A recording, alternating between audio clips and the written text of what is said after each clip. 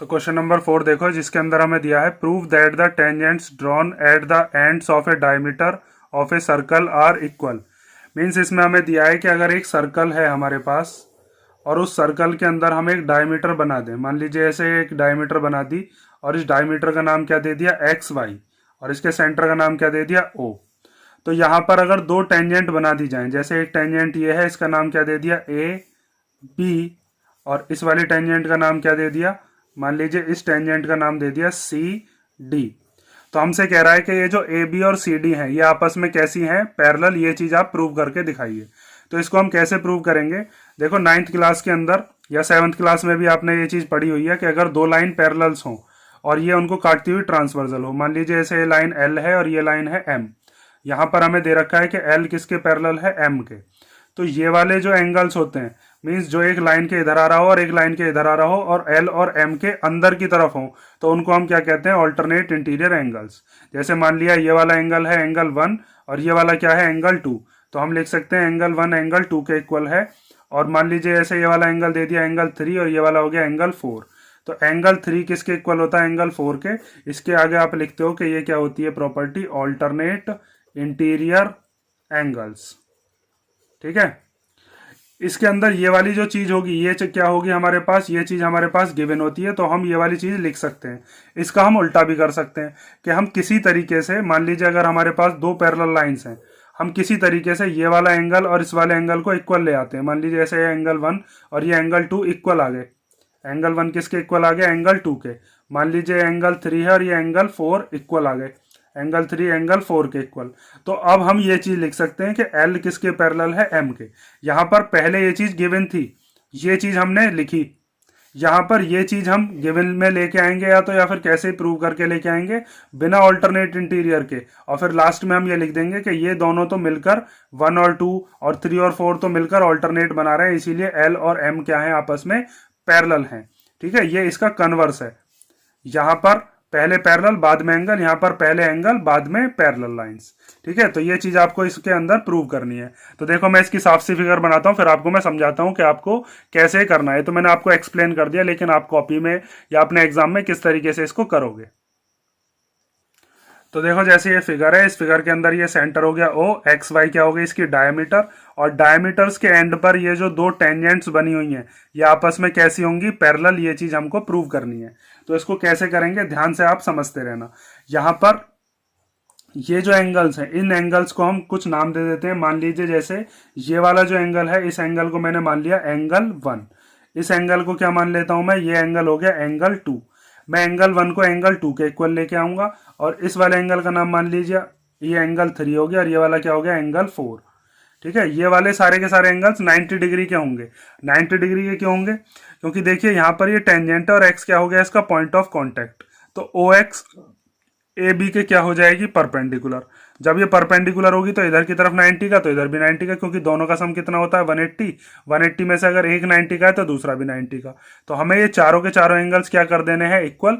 फिर वहां से हम एंगल 1 को एंगल 2 के इक्वल लिख देंगे कि ये दोनों मिलकर ऑल्टरनेट एंगल्स बना रहे हैं, एक लाइन के इधर है एक लाइन के इधर है। ठीक है, और ये दोनों लाइंस फिर आपस में कैसी होंगी, पैरेलल। इसको लिखना कैसे है, मेन मुद्दा ये है। तो ध्यान से आप देखते रहो कि इसको हमें कैसे कैसे सॉल्व करना है। तो सबसे पहले हम क्या करते हैं, सबसे पहले हम लिखते हैं कि हमारे पास गिवन क्या है। तो हमें दे रखा है एक सर्कल, तो a circle with centre O. तो आप लिखोगे एक सर्कल है जिसका सेंटर क्या है ओ, और उसकी डायमीटर क्या मानी है हमने, डायमीटर हमने मानी है एक्स वाई। ठीक है, ये चीज हमने गिवन में लिख ली।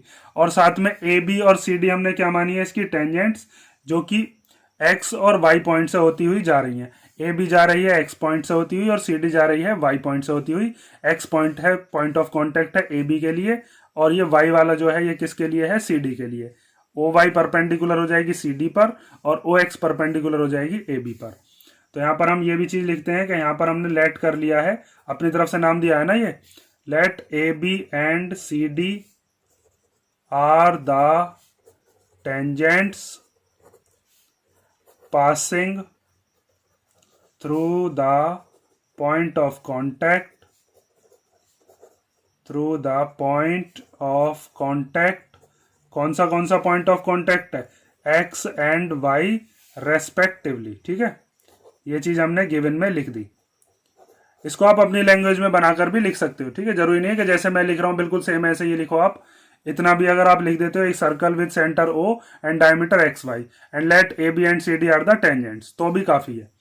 उसके बाद हमें प्रूव क्या करना है इसके अंदर, तो टू प्रूव के अंदर हम लिखते हैं हमें प्रूव करना है कि ये जो एंड्स पर बन रही हैं ये दोनों जो टेंजेंट है ए बी पैरेलल है किसके, सी डी के, ये चीज हमें प्रूव करनी है। तो अब इसका प्रूफ देखो हमें कैसे कैसे करना है, ध्यान से समझते रहोगे, जैसे जैसे मैं आपको बता रहा हूं वैसे वैसे ही करना है।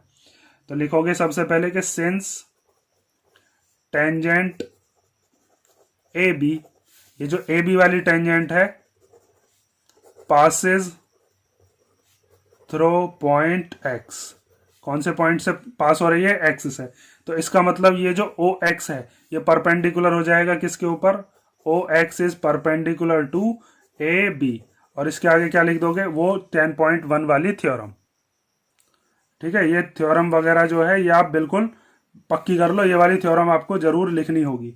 उसके बाद हम लिख सकते हैं कि एंगल 1 और एंगल 3 ये दोनों आपस में कितने डिग्री के होंगे, 90 डिग्री के, क्योंकि ओ एक्स जो है वो ए बी पर परपेंडिकुलर है। तो आप लिख सकते हो एंगल 1 और एंगल 3 दोनों इक्वल होंगे, कितने डिग्री के होंगे, 90 डिग्री के। जो काम हमने ऊपर की तरफ किया है वही काम हम नीचे की तरफ भी लिखेंगे, ठीक है। जैसे हमने यहाँ पर ए बी और एक्स लिखा है, बिल्कुल नीचे सी डी और वाई लिखेंगे, बिल्कुल सेम ही करना है, ठीक है। तो देखो उसको कैसे लिखोगे, ठीक है। तो ये हमने यहाँ पर लिख दिया कि टेंजेंट सी डी जो है ये पास हो रही है वाई पॉइंट से, तो इसीलिए ओ वाई जो है ये परपेंडिकुलर हो गया सी डी पर। तो एंगल 2 और एंगल 4 ये दोनों भी कैसे होंगे, इक्वल। तो यहाँ पर हम लिख देते हैं एंगल 2 और एंगल 4 भी दोनों कैसे होंगे, 90 डिग्री के। तो एक हमने मान लेते हैं ये वाली इक्वेशन और एक मान लेते हैं ये वाली इक्वेशन। इस वाली इक्वेशन का नाम हम दे देते हैं, ये है हमारी इक्वेशन नंबर फर्स्ट, ठीक है। ये हो गई इक्वेशन फर्स्ट, और ये क्या हो गई, ये हो गई इक्वेशन नंबर सेकेंड। अब इक्वेशन फर्स्ट और सेकंड से हम एक चीज कह सकते हैं कि दोनों के इक्वेशंस को मिलाने के बाद ये जो चारों के चारों एंगल्स हैं ये कैसे हैं, इक्वल। तो यहां पर आप लिखोगे अब कि from equation first and second angle 1, angle 2, angle 3 और एंगल 4 चारों के चारों कितने डिग्री के हैं, 90 डिग्री के। लेकिन हमको उनके पेयर बना के लिखने हैं जिनसे हम ऑल्टरनेट बना सकते हैं। तो ऑल्टरनेट कैसे है, मैंने अभी आपको बताया था। ऑल्टरनेट के लिए यही वाली फिगर है, मान लीजिए एक्स वाई है, ये दो हो गई इसकी क्या, साइड्स, जो कि हमको टेंजेंट दे रखी है। तो ये वाली एंगल और ये वाला एंगल ये दोनों मिलकर क्या बना रहे होंगे, टेंजेंट मतलब ऑल्टरनेट इंटीरियर एंगल बना रहे होंगे। तो हम यहाँ पर अब लिखते हैं कि हेयर एंगल 1 और angle 2, angle 1 comma angle 2 and angle 3 comma angle 4 forms alternate interior angles. ये क्या बना रहे हैं, ऑल्टरनेट इंटीरियर एंगल्स।